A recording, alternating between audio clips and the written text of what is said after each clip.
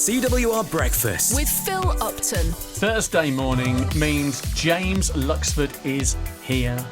Our movie reviewer from the Radio Times and Metro newspaper. He's coming all the way from Stratford-upon-Avon. Nothing's going to put you off, mate, is it? Not really? at all. Right, okay, good to see I'll you. wash my hands. A good man.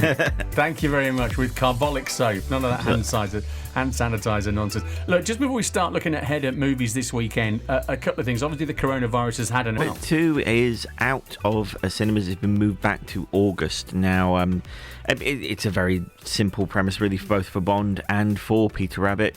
If people are self-containing, if we are looking at people staying in their homes, not going out as much, that means cinemas. And people are unlikely to be in a enclosed, dark space with where a possible contagion might happen. So they are looking to protect their investment. I mean, it is a business decision on their behalf.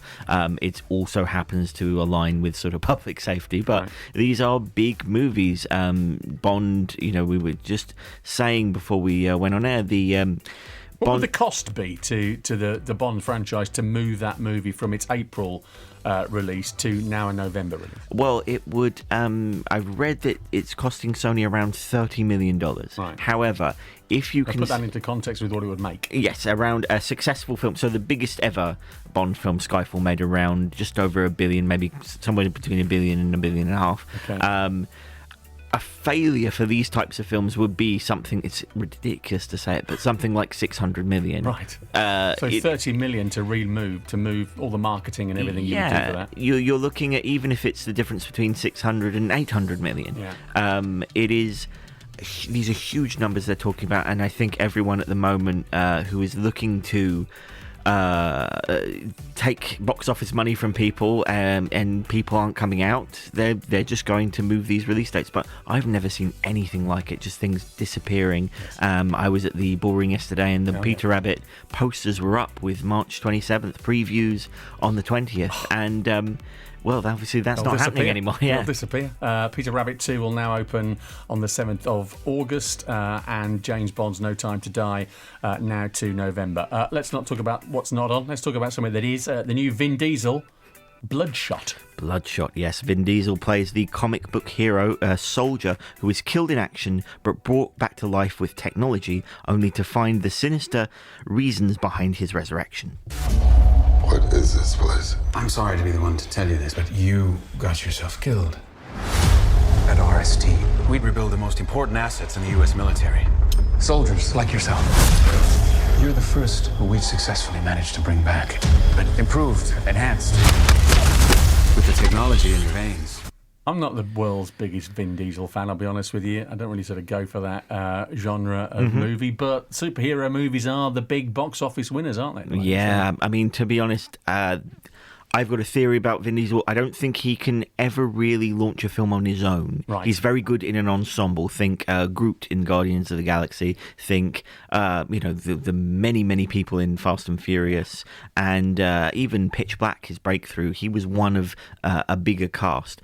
The films he tends to launch on his own don't tend to do so well. Maybe Triple X, but this is maybe another example of that. It's a kind of a clunky, one-dimensional action movie with this sort of superhero premise wedged in, and I think Vin Diesel kind of just sort of lets the action happen around him. He's there to break things. He's there to shoot people.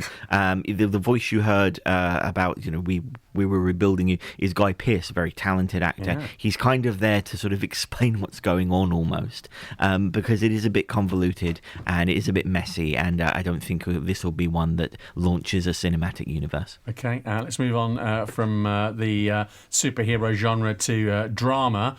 Misbehaviour, what's this about? Yes, it's an all-star cast including Keira Knightley and Jessie Buckley, tell the story of how the women's liberation movement caused controversy at the 1970 Miss World pageant. Beautiful, darling. Mum, don't. You and your sisters used to love playing Miss World. I also like to eat our own snot. They must have no defects. And if they're not pretty much 36, 24, 36, come on, the curves won't be in the right places. But we really believe beauty isn't just skin deep. The girls also get marks on charm, grace, deportment. Swimsuits. It's mad, isn't it, hearing that now in this day and age. Jim Broadbent there, yeah? There's Reese Evans. Okay, They're it's doing not, a very good really. impression of someone of that ilk. Yeah, I like this. It's kind of going for a lighter sort of us versus them comedy thing made in Dagenham. I do have a little bit of a problem with it, and it's maybe doesn't quite as serious as it should be. It goes for laughs to be a bit more, I suppose, crowd pleasing. But these are serious issues. The characters like Reese Evans are sort of played as buffoons, and really what they were doing is quite sexist, and they are the villains essentially. And it's an interesting film. It also offers a different perspective in terms of a character played by Gugu Mbatha-Raw, who is in Belle, you may remember, and she plays Miss Grenada, who becomes the first woman of colour to become Miss World. And it's her perspective, which is this pageant is a chance for someone like me to present themselves to the world and show a different kind of hero. So it's that kind of push and pull. Doesn't go as deep as I would have liked it to, but I think it will be in that vein of something like Made in Dagenham or Military Wives, which we had a couple of weeks ago. Okay, all right. Finally for this week, The Hunt. Yes, a thriller that was postponed last year after an incident of gun violence in the US. It's about a group of people who unwittingly find themselves hunted for sport, but begin to fight back against their predators. What is happening? What is all of this? Did you see that article?